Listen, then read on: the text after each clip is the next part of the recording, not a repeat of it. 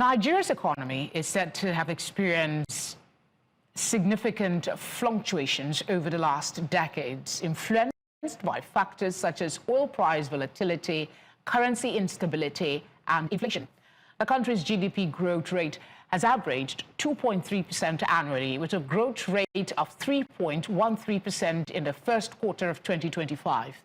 Inflation has been a persistent challenge, averaging 16.3% over the decade, with a current projection to steady at 25% in 2025 and decrease to 14% by 2029. Now, the services sector has driven growth, accounting for a significant portion of the GDP. Manufacturing has also contributed, with growth in industrial production. Agriculture accounts for 22.7% of the GDP, while the oil sector contributed 3.95% to the real GDP in the first quarter of 2025. Trump's 15% tariff levy on Nigerian exports adds another layer of complexity to the economic landscape. According to a recent report by a foreign media platform, Nigeria's economy under President Bola Tinubu is in its best form in a decade. While this statement may be subjective, analysts say it is crucial to acknowledge the persistent challenges that the country currently faces. Joining me now are two economists, Dr. Nnaemeka Obiaraeri and Femi Onakanren. They join me now to examine the economic indicators that support or contradict the claim about Nigeria's economy, bearing in mind the 15% tariff by United States. Gentlemen, thank you so much for being here. I will start with Dr. Obiaraeri. How do you think the average Nigerian has been affected by the recent economic reforms implemented by President Tinubu? The eco has struck, and this is the heart of Lagos. Banana Island, Ikoyi, I'm in darkness. And I'm supposed to be in Band A with 22 hours power supply. But here I in darkness in a supposed 2025 in a hybrid area like Banana Island, Ikoyi, Lagos. So I want to submit here, if the report is saying over the last decade, of course, from August 2015 till now, Nigeria has been on downward spiral under Buhari. And of course, there is no disputing that President Buhari inherited a very battered economy, an economy that will practically comatose. And there is also no doubt that the policies and programs that they rolled out, the margin of the criminal multiple exchange rate market regime and the removal of fuel subsidy was a step in the right direction. It was a policy that was not backed up with tangible and underlying concrete actions that will have mitigated the negative effect that we are seeing today. We were envisaging that by removal of subsidy, we will save at least net of over $9 to $18 billion, which will serve to build the critical sectors of the economy. But as I talk to you today, not only are those monies nowhere to be found, we are heavily indebted over the last 2 years. So I don't know the indicators that made anybody to say that Nigeria has rebounded. Nigeria is not, we are anywhere near rebounding. Basically what we are experiencing is the aftershock of good policies that were poorly executed without triggering the underlying factors that will have made it to, go well. What are the indicators? If you look at the human development indicators, you will see clearly that there's no way any same person will tell you that we are rebounding. As at 2014, per capita GDP of Nigeria, the average per capita was about $2,500. By the time Tinubu took over power in May 2023, it was at about $1,200. Today it's less than $1,000. Look at the level of poor people in Nigeria. The number has gone up to almost about 125, 133 million. Unemployment is on the rise. Insecurity has not abated. It's even worse. In 2024 alone, based on reports by the NBS, over 2.2 million Nigerians were kidnapped, 2.2 trillion naira paid as ransom, 640,000 Nigerians murdered. Never in the history of this country have we experienced this kind of carnage. So I do not understand the underlying HGI parameter that anybody will use and say that Nigeria is at the strongest point over the last 10 decades. All right, Mr. Onakanren, I'll come to you now and just echo the question that a lot of persons have been asking. the federal government is promoting this report that says Nigeria's economy under President Tinubu is in the best condition it has ever been in a decade.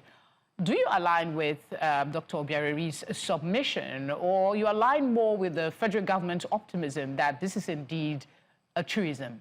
If we're going statistically, the 3.4% recorded as GDP growth, right, in the previous position is actually the second since the 3.65% GDP growth recorded in 2021. And, you know, that was coming off a rebound after the COVID tension years, the recession years from 2016 that, you know, we had a huge contraction in our GDP growth positions. So I believe that, okay, as we hear now, what are the things that you should look at as an economist to back up whatever claims the outcomes are saying? And one of the things you need to understand is even at the point that we had the 3.65% growth in GDP, we were still suffering from a lot of burdens from FX manipulations and subsidy burdens across different sectors, you know, oil and gas, electricity, and all. So if we discount those from the figure of the growth, we will see that the current position expressed by the available data is that Nigeria is actually in a stronger position than it's been in a while. It's not supposed to be a comparison of administrations, because each administration faced different challenges, and in making a very holistic and honest assessment of the situation, one is to factor in those particular challenges that each one is going through at each point in time. Regarding the economic growth, the foundation that's been laid, we have at this point a very, very stable economy, you know, as it were, and that's the foundation. We talk about attracting foreign investment. That's one of the first things that a foreign investor is going to talk about. That's what is unstable in terms of investment portfolio. He wants to know how stable the economy, the macroeconomic indices are, and you know, the drive and support of the government and policies available for him to, you know, do business and make a good return on his money. So I think that as it were right now, we are probably position for economic growth. I wouldn't say that we are entirely out of the woods, but all economic indicators are pointing that there's an upswing in our profile, as it were. Oil production, which is one of the biggest mainstay of our revenue collection, is actually improved. OPEC commended Nigeria by, you know, meeting its targets and all. And this is the second time in 2025 that has happened. And, you know, if you look across board, and we're trying to be honest with the data available, we'll say that, yes, Nigeria is on a very, very good trajectory, as it were. Can it be sustained? Can it be built on? Those are different conversations that we can have. But we cannot deny the fact that we have made remarkable progress, especially with some of the local and international challenges within the time frame. Okay, Dr. Obiaraeri, I think I'm going to stay with that and just ask, we've made remarkable progress. That's what Mr. Onakanren is saying, but you don't seem to share that sentiment. Would you say that, I mean, this report, alleged report of, you know, the best economy we've had in a decade, is it just branding, or this is just the reality? Let's look at the fundamentals. And the fundamentals are very clear. When you measure growth and development and economy, beside the statistics that can be manipulated, you look at the real impact in the real sector of the economy. I reeled out statistics from NBS. I didn't manufacture it. For any investor to go into a country, there are things that they look out for. They look out, one thing, for security. Insecurity in Nigeria had never been at the atrocious level that it is today. Nigeria is more insecure today than it was in 2021, and we know this. I might not get all the technicalities that are involved, but is it that what the analysis is about is the actual data about what the where the economy is at the moment? I know there are a lot of indices around that. Yes. Is your data different? The last 10 years, over the last 10 years, we are not comparing between 2025 and 2021.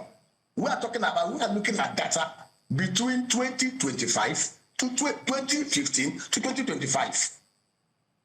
Okay. We are looking at data between 2015 to 2025. We are not looking at data between 2021 to 2025. It says, looking at the indices in the last 10 years, the report says that Nigerian economy has never been at a better position than it is today since over the last 10 years. It's not factual. The numbers does not speak to this submission. And that is what we are trying to put across here. Okay. Looking at all the indicators, poverty level of Nigerians in 2015 till now, what has been the trajectory? Access to education, what has been the trajectory? Right, what are the healthcare facilities?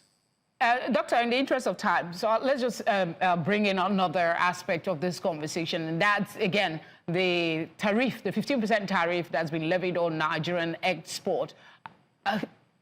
What will be the impact in shaping Nigeria's economic future, and how can we, as a country, mitigate that impact? Because the picture you're painting is a bit scary.